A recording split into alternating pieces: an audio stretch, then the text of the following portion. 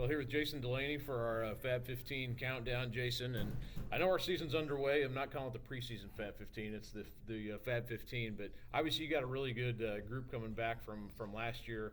A little bit different now, playing in 3A, but 3A is kind of a beast, honestly, this year. But just kind of first initial thoughts on the team going into the year.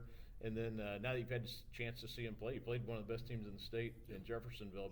But your overall thoughts on your team this year? I mean, I love this team. It's one of my favorite groups of all time, just based on the way that they care about each other and then they encourage each other and how they come to work every day. That's the best part of it. Like, it's player led. Like, they can coach each other up, and when you have that happening, it eases your job as a coach. Because they've been around for so long. So they're just a pleasure to be around. And, they take accountability. When we fall short on things, they take accountability for it, and they come back and they work to get better at those things. And that's what, you enjoy it. We talk about 3A. Our schedule doesn't change. I think it's actually beefed up more this year with playing some nationally ranked teams and traveling all around the place. But, 3A is really, really good, with Addicts and New Pal, and I mean, the list goes on and on about how many good teams there are. So nothing's easy. I mean, you're going to earn everything that you give. We were talking before we recorded here. Brady Kaler's in there shooting around after practice, and you were just kind of talking about how he's taken to the next level. Obviously, he's going to go on and play at Notre Dame after this year. But he's one of those guys on the short list when you talk about potential, Mr. Basketball candidates and Indiana All-Star guys. A real unique player, I would say, at 6'9". But what are your expectations out of Brady this year? Cathedral's never had a Mr. Basketball, so we'll see. Brady, he's so marketable and so versatile that he does things at 6'9" that most 6'9" guys can't do.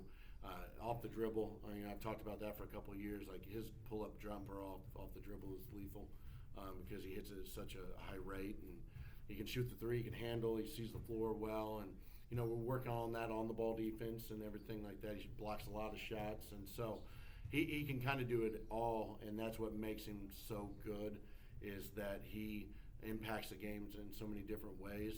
And it just, he put on 20 pounds from the end of last season to the summer. He worked really hard on getting in the nutrition with our strength coach and getting in the weight room and all those things. And so you're starting to see it now. He's had 2 really good games to start the season, and he's highly efficient, and that's the other thing that's so good about him is, he takes quality shots, and he hits a lot of them. And you got another guy, Keaton Aldridge, who just a junior, but also one of your leading scorers returning. He's sort of a old school type of player. He does a lot of dirty work, and obviously gets points for you too. But where do you see him maybe going from sophomore to junior year? Yeah, he's worked a lot on the shot. And he's hitting it in practice pretty well in the drills that we do, and it's just got to translate a little more to the game and, being selective of when you shoot that thing because he's worked really hard on it, and that's kind of the next level for him. He's a bigger guard, but sometimes the way he plays, he's so physical that people see him kind of as a forward, but he's just a big physical guard, and he does a good job of finishing around the rim. His motor is one of the best I've ever coached in 21 years now, and the kid just never quits. Like, Jeffersonville, there in the fourth quarter, he's getting steals and getting and ones and everything, and it just kind of took over the game on the defensive end at times. But he's a throwback player just from the way he plays. He has no true position, but we like to call him a bigger guard. You have Kennedy and LeBron also, and Aiden Hughes, who I think is always underrated as far as what he brings to the table for you. But your supporting cast obviously is really good. You got the addition now of Juju Smith, who got through the process got eligibility for you guys, and Armani Wells obviously too coming off the bench. But just the whole of your team, kind of how do you feel about how those pieces fit together for you too? You've got guys who are willing to sacrifice. That's been our motto since we won the state title that year, was sacrifice. You've got to give up something if you want to be a successful team. And usually we talk about the principle of giving and receiving. If you are giving with a free heart, like you're doing it for the right reasons and you're doing it for your teammates with love, then it's going to find you. Like, you're going to get what you look for as individuals. Like, the accolades are going to come, The scholarships are going to come, the wins are going to come, and you're going to have more enjoyment that way when you play for each other. And so we've got guys who could go other places and probably score a lot more points and get a little more recognition, but they all fit together, and it's got to be that right chemistry. Derek and LeBron are two great kids, and they were freshmen on that state championship team, and here they are now as the old veteran seniors, and they do a great job of leading. If you are in our practice, Derek Handay's talking the whole time, and you just want to see them now fulfill everything and get what they've worked for. Aiden Hughes is just he knows where to be at the right time. He's so active and took 32 charges last year. So Jake Davis kind of passed that. I say, is he approaching Jake's record? Or the first game that the ref told him don't take any more charges because he was going to call a flop, and he's in there just getting drilled as guys come through. But he's a linebacker, and he likes to hit people or take the hits. Juju is a great kid, number one, but a really good shooter, and he adds that dynamic to our team. And then we've got Armani and Owen Peterson and Lamos Waits, and all guys that kind of fit in and do a lot of good things. Cash Daniels is kind of the next up right now. Him and LeBron. LeBron's scoring at a pretty good rate, and so Cash can run that point guard position. And so we're just excited about our team because they get along so well together that they're really a joy to be around. There's not a click over here and a click over there. They just are, they're like family. They're sticking around watching the freshman and JV games together, and you see them out a lot together. And that's, I remember that Warren team that went undefeated. Everywhere you went, you would see that team together, and that's kind of this team as well. You have you mentioned at the top there about the 3A, kind of how that looks this year, and just a lot of really good teams, including one you'll probably see in the city in Crispus Attucks. But I know that city obviously is always a big deal, and they've kind of had your number the last 2 years. How big of a factor is that as you look forward to January? I mean, first we'd like to be healthy.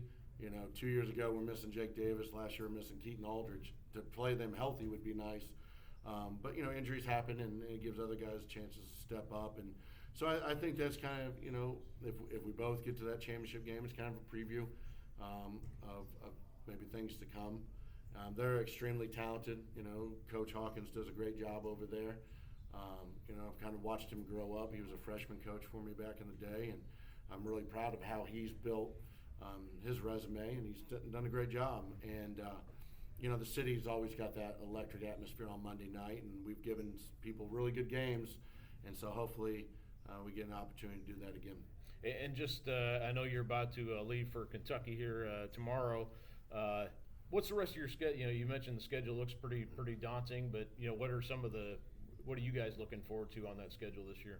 I think the opportunity to compete against some of the top players and top teams in America.